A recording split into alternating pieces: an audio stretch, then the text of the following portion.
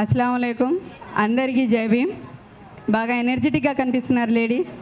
And ఈరోజు మా programme అంశం ఏంటంటే మహిళా రాజకీయ రిజర్వేషన్లు, బీసీ మహిళా కోటా. బీసీ అంటే ఈ రోజులు అందరికీ తెలుసు, క్యాస్ట్ పరంగా చూస్తే జాబ్స్లో బీసీ, ఎస్టీ, ఎస్సీ రిజర్వేషన్స్ ఉంటాయి. మరి బీసీలకి ఎంత రిజర్వేషన్ ఉంటుంది, మన వాటా ఎంత, అందులో మహిళల వాటా ఎంత? ప్రభుత్వం చెప్పిన 33% రిజర్వేషన్లు అమలవుతున్నాయా, కావట్లేదా? ఈసారి మన పార్లమెంట్లో 126th amendment bill and 106th amendment act ప్రకారం 33% రిజర్వేషన్ ప్రొవైడ్ చేస్తామని, అమలు చేస్తామని చెప్పారు. అది ఎంతవరకు అమలైంది? కాలేదు.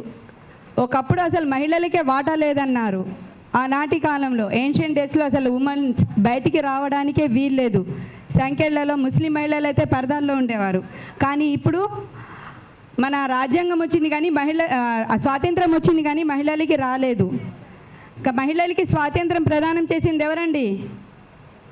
బాబాసాహెబ్ అంబేద్కర్. ఆయన మహిళల కోసం ఓన్లీ మహిళలకి స్వేచ్ఛ లేదు, వాళ్ళు ఓన్లీ కిచెన్ రూమ్కే పరిమితం అవుతున్నారు, వాళ్ళకు కూడా స్వాతంత్రం ఉంది, జెంట్స్తో పాటు ఈక్వల్గా పేమెంట్ తీసుకునే హక్కు ఉందని ఆ రోజుల్లో ఉమెన్ ఎంపవర్మెంట్ బిల్ పెట్టి మహిళా హక్కుల కోసం పోరాటం చేసిన మహనీయుడు ఆయన అంబేద్కర్ గారు. అప్పట్లోనే ఆయన 33% మహిళలకి రిజర్వేషన్ కల్పించాలని పోరాటం చేశారు. కానీ ఆ పోరాటం అక్కడితోనే ఆగిపోయింది. ఇప్పటి వరకు అమలవుతుందండి సమాన వాటా, సమాన హక్కు అని? సమాన వాటా లేదు.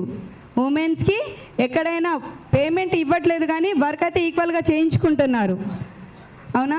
అండ్ జెంట్స్ ఈక్వల్గా ఉండలేరు మహిళలని అప్పుడు ఆయన అంబేద్కర్ గారు మెటర్నిటీ లీవ్స్ని ప్రదానం చేయడం వల్ల ఈరోజు మనకు ఒక ఐడెంటిటీ ఉంది, మనకు ఒక జాబ్ సెక్యూరిటీ ఉంది. లేకపోతే అది లేకపోతే మన జాబ్స్ ఉండేవి కావు.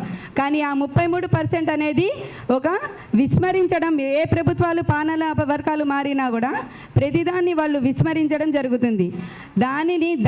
దాని సాధనకై ప్రభుత్వాలు, నాయకులు పోరాటాలు చేయాలి.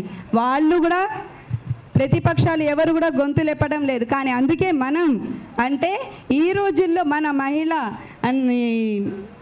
మన వీరనారి మహిళా సంఘం ఆధ్వర్యంలో ఇక్కడికి వచ్చిన మహిళలందరూ మన వాటా కావాలని, మన వాటా కోసం, మన హక్కు కోసం ఈరోజు చేస్తున్న మన చిరు పోరాటం భవిష్యత్తులో మన పిల్లలకి 33% ఈక్వల్గా వచ్చేటట్లు చేస్తుంది నాకు అని నేను 33 అంతకంటే ఎక్కువే 50% ఇస్తామని చెప్పారు రీసెంట్గా. కానీ అది అమలు కాలేదు. అమలు కావాలని కోరుకుంటున్నాను. అండ్ మనం ఎంతమందో మనకంత వాటా. బీసీలు ఎంతమంది ఉన్నారండి మొత్తం పాపులేషన్లో? 100% పాపులేషన్లో ఓన్లీ 85% బీసీలు ఉన్నారు. ఇప్పుడు బీసీల కులగణనలోనే జనగణనలో కూడా కులగణన చేపట్టాలని సుప్రీంకోర్టు ఆదేశించాలని, గౌరవ సుప్రీంకోర్టు ఆదేశం చేయాలని మేము కోరుకుంటున్నాం. బీసీ కులగణన, బీసీలో 85 మెంబర్స్ 85% ఉన్నారు.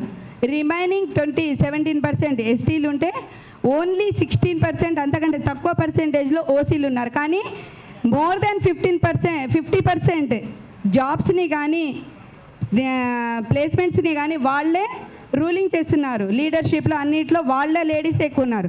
మన లేడీస్ 85% ఉండి కూడా, మన జనాభా కూడా 85% ఉండి కూడా మన వాటా అనేది పాలనా వర్గంలో కానీ కార్యాచరణలో కానీ మనం జాబ్స్ పరంగా కూడా మనం 30 కంటే బిలోనే ఉన్నాం.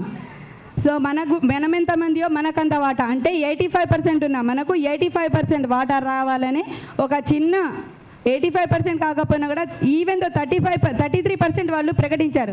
ఆ 33 కూడా ఇవ్వలేకపోతున్నారు. మన కేంద్ర ప్రభుత్వం 50% ఇస్తానని చెప్పింది.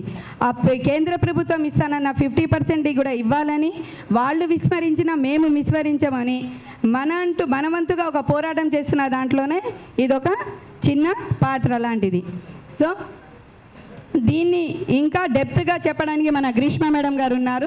She is a well known gynaecologist and she is daughter of the one of the social well known social activist and well known popular cardiologist doctor Gopinath గారి కూతురు డాక్టర్ ఏమంటారు మన గోపీనాథ్ గారు సామాజిక ఉద్యమాల్లో అన్నిట్లో మనకు ముందుండి నడిపించారు. ఆయన్నే ఆదర్శంగా తీసుకొని నేను ఈరోజు ఉద్యమాల్లో పోరాటాల్లో వచ్చాను.